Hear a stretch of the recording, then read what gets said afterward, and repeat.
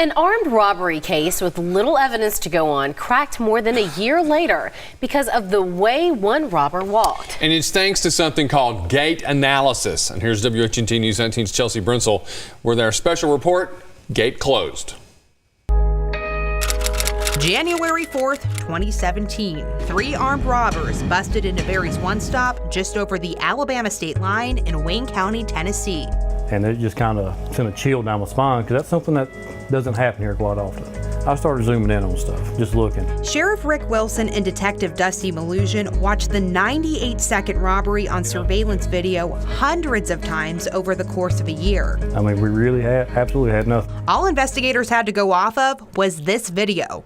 The 3 men covered head to toe in all black with red bandanas. This is actually a robbery that was a cold case as soon as it happened. Investigators had no fingerprints, shoe prints, or any other DNA to go off of. It really seemed like a dead end.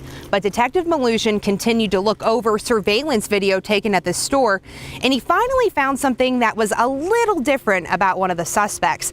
It was something that the robber couldn't conceal, the way he walked. First time we picked him up on camera. That's when Detective Malusian remembered seeing something on security cam footage from the day before the crime. And I noticed one of the individuals had a very distinctive walk, kind of like one of our armed robberies. Investigator Malusian started doing some searching on gait and walk and analysis, and actually came up with Dr. Nierenberg.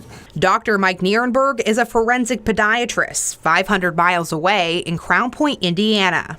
Nierenberg specializes in gait analysis, a method that may have been used in the decade-long search for Osama bin Laden. We look for distinctive features of gait. Nierenberg compared both videos. He analyzed the suspect's movements from head to foot. And in this case, every feature matched up. They walked the same, which means, in theory, there could be someone else in the United States, in the world, who walks with all those same mannerisms. But it would be very unlikely. Nierenberg's analysis convinced Wilson. He's going to think we're both crazy. But there was someone else that needed to believe in it, too. This is groundbreaking science. No one else has ever done this before, so we're going to have to sell it to our DA. So Wilson and Malusian set up a meeting with District Attorney General Brent Cooper. You found a what? 'Cause I never heard of it before. Cooper did his own research and learned the method had been used in the United Kingdom. We knew it was a long shot, but we believed that it was worth the shot. Against the odds, the long shot paid off. A grand jury indicted Quentin Nance on aggravated robbery and assault charges. Nance ended up confessing to the crime and rolled on the other 2 accused robbers, Jesse Armstead and Corey Fuqua. Gait is an overlooked piece of evidence. You have to walk in and walk out, or run in and run out.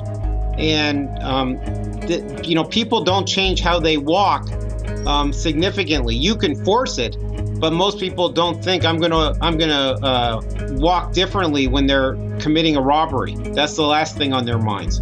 Forensic gait analysis cracked this case. Nierenberg says it could be used as a supporting piece of evidence in others. And I'm hoping and praying that a lot of offices and departments around the country are start picking this up, because these are 3 individuals that could still be out there today thinking that they got away with it, and what's going to stop them from going back and up there doing the same thing.